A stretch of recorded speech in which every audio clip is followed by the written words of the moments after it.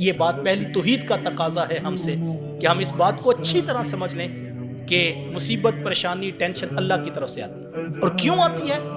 اس لیے نہیں کہ ہر صورت میں تم نے اس مصیبت کو حل کرنا ہے، تم نے کوشش کرنی ہے دیانتداری سے، محنت۔ مصیبت حل نہیں ہوئی لیکن نتیجے میں تم دیانتدار نکلے، اس مصیبت میں تم صابر نکلے، اس مصیبت میں تم نے کوشش کی، محنت کی، دیانتداری سے، اخلاص سے، جو کر سکتے تو تم نے کیا۔ تم نے شریعت کا دروازہ نہیں پھلانگا، تم نے شریعت کی حدود کو نہیں توڑا، تو تم کامیاب ہوگا اگرچہ تم مصیبت کو حل نہیں کر سکے۔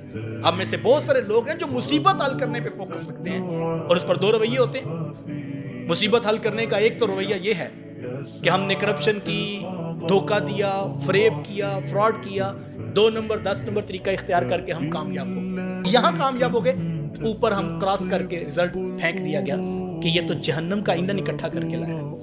اور دوسرا رویہ بھی قوم میں پایا جاتا ہے کہ ادھر سے مصیبت آئی نہیں اور ادھر ہم سے دم اور تویز والے کے پاس گئے نہیں، اور ہم وہیں بیٹھ کے اور ہم نے کہا تیرے علاوہ تو اس وقت کوئی اور ہے ہی نہیں اور تو ہی چھڑا سکتا ہے مجھے، کہ تم ہر وقت دربار پہ، تم دم والوں کے پاس، تویزوں والے کے پاس، استخارے والے کے پاس، تمہیں اور کوئی چیز نظر ہی نہیں آتی۔ اور میاں بھیجی تو اس لیے تھی کہ تم اس کا توکل پیدا کرتے ہیں۔ دیکھنا تھا تیرا رجحان ادھر آتا ہے کہ نہیں آتا، دیکھنا تو یہ تھا، اور تو کہیں اور جا کے بیٹھ گیا۔ اللہ اکبر۔ ما اصابک من حسنۃ فمن اللہ وما اصابک من سیئۃ فمن نفسک۔ کہا جو بھی بھلائی تمہیں پہنچتی ہے اچھی طرح جان لو وہ اللہ کی طرف سے پہنچتی ہے۔ جو مصیبت اور پریشانی آتی ہے تمہارے اعمال بد، تمہارے نفس کی شامت ہوتی ہے۔ اللہ اکبر۔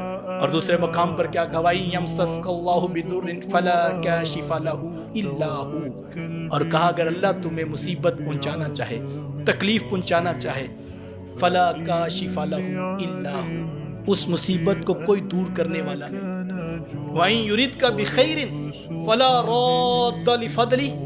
اور کہا اگر اللہ تیرا بھلا کرنا چاہے، زمین کی کوئی طاقت نہیں جو اس بھلے کو ٹال سکے، اس کو کوئی رد نہیں۔ یہ بنیادی عقیدہ توحید ہے ہمارا، لیکن ہم اس کو سمجھ ہی نہیں پائے، اور ہم کوئی دم والے کے پاس، کوئی تویز والے کے پاس، کوئی عمل والے کے پاس، کوئی سخارے والے کے پاس، اور صبح و شام ہم یہیں گھوم رہے ہیں۔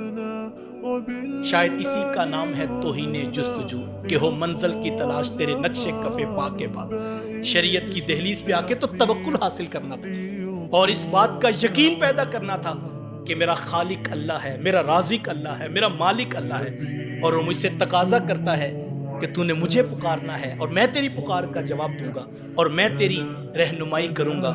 تو یہ باتیں دو اچھی طرح سمجھ لیجئے کہ ایک تو مصیبتیں، پریشانیاں، راحتیں، خوشیاں، یہ سب اللہ کی طرف سے، اور یہ امتحان کا لازمی تقاضا ہے۔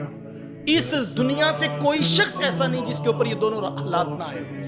یہ دونوں امتحان کی صورتیں ہیں، لیکن یہ ہماری غلط فہمی ہے کہ ہم راحت کو، خوشیوں کو، انعامات کو، دولت کو مل جانا، ہم یہ سمجھتے ہیں اللہ بڑا راضی ہو گیا، ہم تو کامیاب ہو گئے۔ یہ بھی امتحان ہے اور وہ بھی امتحان، یہ دونوں امتحان کی صورتیں ہیں، اور یہ آلٹرنیٹ چینج ہوتے رہتے ہیں۔ کسی کا ساری زندگی مصیبتوں کا امتحان رہتا ہے اور کسی کا ساری زندگی نعمتوں کا امتحان رہتا ہے۔ یہ دونوں امتحان کی صورتیں ہیں۔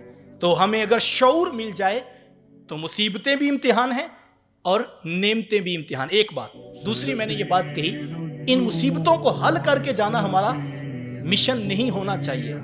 اس مصیبت، اس نعمت کے ملنے پر ہمارا رویہ کیا ہے، ہمارا ریاکشن کیا ہے، تو اس ریاکشن کے اوپر، اس رویے کے اوپر کل جنت اور دوزخ ہوگی۔